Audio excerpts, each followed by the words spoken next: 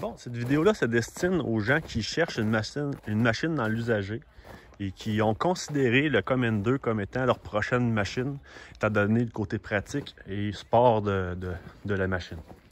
On va commencer avec les côtés positifs de ce Commander. Les premiers côtés positifs que je dois nommer, c'est l'éclairage. Vous pouvez voir à l'avant, il y a comme 4 emplacements pour les globes avec des loupes très bien diffusées, très bien maîtrisées, je devrais dire aussi. Par contre, c'est des lumières halogènes. Ils se défendent très bien, mais une fois convertis au LED, c'est juste incroyable. C'est un très bon éclairage. Je trouve que beaucoup de machines 2019-2020 devraient peut-être s'en inspirer parce que souvent on va voir des H13 ou des 9007, des machines flambant neuves. C'est-à-dire que c'est un ampoule pour haute et basse, ce qui est à mon avis un non-sens parce que quand vous avez les hautes sur cette machine-là, vous avez aussi les basses en même temps d'éclairer, ce qui vous donne 4 ampoules qui éclairent en même temps. C'est à mon avis parfait pour le sentier parce que vous ne voulez pas manquer d'éclairage dans le bois. L'autre côté positif de cette machine-là, c'est tout ce qui s'appelle compartiment de vie, je vais dire de l'habitacle. Parce que la qualité est quand même assez irréprochable. C'est-à-dire que le steering, pour avoir eu des voitures sport, j'ai une voiture japonaise importée du Japon. Il venait avec un steering TRD. Et je peux vous dire que ce steering-là est nettement supérieur à pas mal tout ce que j'ai eu. L'encavure, le matériau, la durabilité, ça n'a absolument rien à voir.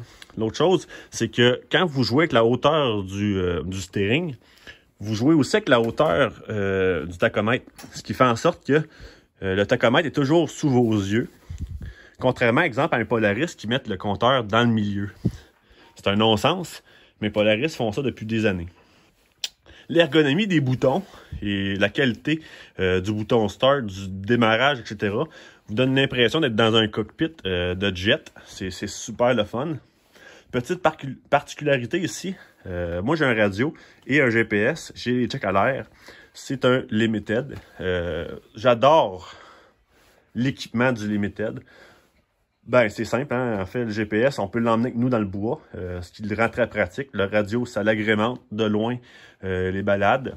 Puis, les checks à l'air sont souvent sous-estimés par les adeptes de conduite sportive en disant que la suspension à l'air n'est pas aussi sportive qu'une Fox conventionnelle.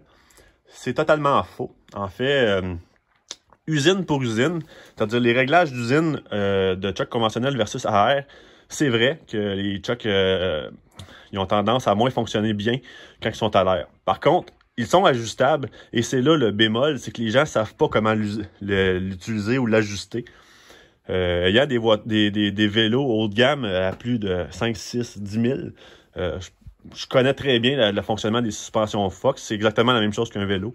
Donc, je les ai ajustés, puis le rendement est impressionnant. Ça rend la machine plus versatile, à mon humble avis, parce que ce qui est le fun, c'est que si vous arrivez dans une zone plus rocailleuse, ben, vous pouvez bouger, dans le fond, c'est le deuxième bouton, l'avant-dernier. Vous voyez une flèche en haut, une flèche en bas. Puis ce que ça fait, en fait, c'est que la machine va lever. Fait que vous allez avoir plus de clairance au sol, ce qui va rendre la machine moins accrochante, plus facile à monter dans les roches. L'autre chose, c'est que quand vous remplissez la benne en arrière, ben, ça rend la machine un peu plus arquée vers l'arrière. Fait que vous pouvez mettre de l'air, puis la machine devient complètement droite, ce qui la rend plus facile à conduire, même avec un chargement à l'arrière. Fait qu'à ce niveau-là, la suspension à air pour un Limited, je trouve que tu as considéré.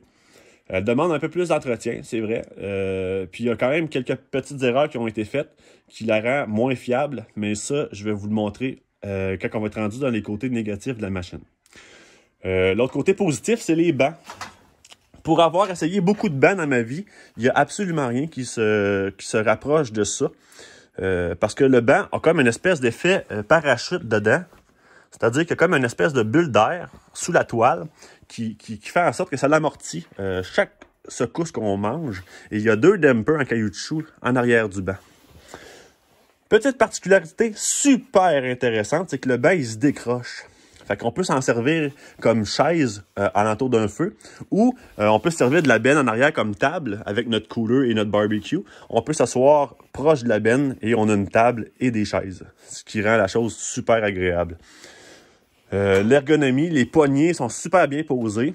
Le seul petit défaut, ça serait peut-être la poignée qu'il y a en avant là, qui n'est pas ajustable, mais on va y revenir un peu dans les défauts tout à l'heure.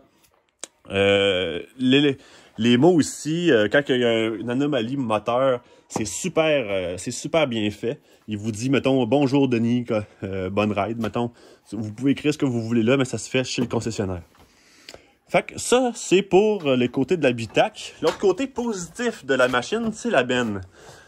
Il n'y a pas d'équivalent sur le marché. C'est pas compliqué. Il n'y a absolument rien qui se compare à ça au niveau... Attends un peu. Au niveau du côté pratique, il n'y a absolument rien qui existe qui se compare à ça. Ici, vous avez votre deuxième boîte. Moi, je mets toutes les choses que j'ai pas envie nécessairement d'avoir dans ma boîte principale. C'est-à-dire, ici, j'ai mes straps ratchet. J'ai des bas de spare au cas où j'aurais les bas mouillés. Mon petit compresseur pour les pneus au cas où il arriverait des anomalies. La clé ratchet pour enlever ma strap parce que la strap est en plein milieu du compartiment moteur, ce qui fait en sorte que j'ai besoin d'une clé ratchet. Fait que je l'ai mis là-dedans. Et j'ai mis mon kit de ratchet juste à l'avant, ici. Fait que j'ai tous les outils au cas où il arriverait quelque chose, un kit de crevaison, ces choses-là, là-dedans. Puis j'ai la clé pour enlever ma roue s'il arriverait quelque chose. Ce qui rend la machine très pratique par rapport à ça. Si vous auriez besoin d'un compartiment pour la benne plus grand, vous pouvez enlever le panneau que vous voyez au milieu ici. Et puis avoir une grosse benne. Fait que si vous transportez de la roche ou du sable, exemple, c'est pas idéal parce que là, vous allez être obligé d'ouvrir les deux boîtes. Mais c'est faisable à l'occasion. Fait que ça, c'est pour les côtés positifs de la machine. La qualité de finition de cette machine-là, par rapport à beaucoup d'autres machines, moi, je trouve qu'elle est exemplaire. C'est vraiment c'est très bien ficelé comme machine. Même les pare-chocs, la façon que c'est fait, c'est écœurant. Le toit est d'une qualité incroyable. On peut enlever un ou l'autre. Moi, je garde souvent lui. Ça l'empêche le soleil de me plomber dans les yeux. Puis lui, je l'enlève pour voir le ciel, exemple. C'est juste des velcro. Donc, ça s'enlève assez facilement. C'est ce qui est pour les côtés positifs. C'est pas mal ça. Allons-y du côté négatif maintenant. Côté négatif numéro 1. Le moteur central. C'est une très bonne idée pour ce qui a trait la répartition des masses. C'est-à-dire que de l'avoir dans le centre, c'est une bonne idée. Par contre, de ne pas l'avoir isolé, c'est une très mauvaise idée et ça crée de la chaleur dans la cabine. En été, quand il fait 40, c'est vraiment pas souhaitable et ça crée énormément de bruit également. Donc, ce que ça fait, c'est que ça rend votre ride de 200 km très pénible et ça bourdonne dans vos oreilles à la fin de l'escapade. C'est vraiment pas souhaitable. À ce chapitre, moi, j'ai fait une isolation du compartiment moteur central. Parce que après 2-3 rides, là, je trouvais que ça n'avait aucun sens. Donc, j'ai mis de la laine de roche avec du tape d'aluminium anti-feu pour que si l'exhaust touche à mon isolant, ben ça ne prenne pas feu dans la cabine. Ben, ça ne serait pas intelligent, ben. Fait qu'à ce niveau-là, le niveau central, c'est une bonne idée. Moi, j'ai rien contre. Si vous voulez remettre un V-Twin, refaites-les, Can-Am, j'ai aucun problème. Mais isolez-le. Ça va être peut-être plus fun pour les personnes qui l'achètent. Autre petit défaut, suspension arrière. La suspension arrière n'est pas mauvaise. Par contre, le système de suspension a été mal pensé. Le système de suspension est très court. Si vous voyez, là, il part là, il arrête ici. Ce que ça fait, c'est que ça rend le bras très petit et ça crée une espèce d'effet de rebond en arrière. C'est pénible. Donc, ils ont inventé, Super TV ont inventé un bras plus long de 4 pouces, ce qui fait en sorte que ça augmente le débattement, parce que veut pas, le bras est plus long, donc ça augmente le débattement à 11,5 ou 12 pouces de suspension. Mais ça rend surtout la machine plus stable et moins rebondissante, on va dire comme ça. L'autre gros défaut, c'est qu'habituellement, quand on met une suspension à l'arrière, on sait très bien que les cochonneries vont venir frapper dans la machine puis vont revenir rebondir contre la suspension. Ce qui fait graffiner la suspension. Parce qu'habituellement, la stanchion qu'il y a là, c'est une pin qui n'est pas bien plus grosse que mon petit doigt. Fait que c'est pas trop un problème. Mais dans ce cas-ci, le tuyau est énorme. Puis ce que ça fait, c'est que ça le rend vulnérable à toutes les cochonneries que ça mange. Rappelez-vous, j'ai une suspension à l'air. Donc, je suis incapable de garder mon air dans ma suspension étant donné qu'elle est graffinée. Puis que le seal que là n'est pas capable d'être étanche. Ce que ça fait, ma suspension est complètement affaissée en arrière. Habituellement, il y a un guard qui vient se mettre ici sur une machine. Les RZR, les Maverick X3, c'est ça qu'ils ont. Ici, ça n'a pas été réfléchi. Ils n'ont pas fait ça comme ça. Il aurait dû. Donc, je me suis acheté une nouvelle suspension. Excusez, je me suis acheté une nouvelle suspension. Mais j'attends mes protecteurs avant de l'installer pour pas avoir à l'abîmer. Donc, ça, selon moi, c'est un gros défaut. L'autre défaut qui est encore à l'arrière, encore une fois, c'est le freinage. En mode de conduite normale ou sportif, c'est incroyable. Ça freine super bien. Mais cette machine-là est aussi utilitaire. Donc, elle est conçue pour traîner des charges. Mais ils ont juste mis 3 freins, c'est-à-dire 2 freins en avant à disque et un seul et unique frein à l'arrière. Dans leur mentalité, ils se sont dit, les 2 roues sont reliées une l'autre. Donc, si elle arrête, elle n'a pas le choix de suivre. C'est vrai, mais ça manque cruellement de puissance. Donc, quand on descend une côte avec 1500 livres en arrière, ce qui est conçu pour faire, on se rend compte qu'on manque cruellement de frein. Donc, à ce chapitre-là, moi, je suis un peu déçu. C'est pas un gros défaut, mais c'est un défaut somme toute. Il faut quand même en parler. Donc, voilà ce qui est pour ça. L'autre défaut, c'est, vous voyez le drive shaft, je vais essayer de vous zoomer ça. C'est très peu accessible pour aller graisser ça. Les ERT n'ont pas été conçus pour être faciles d'accès.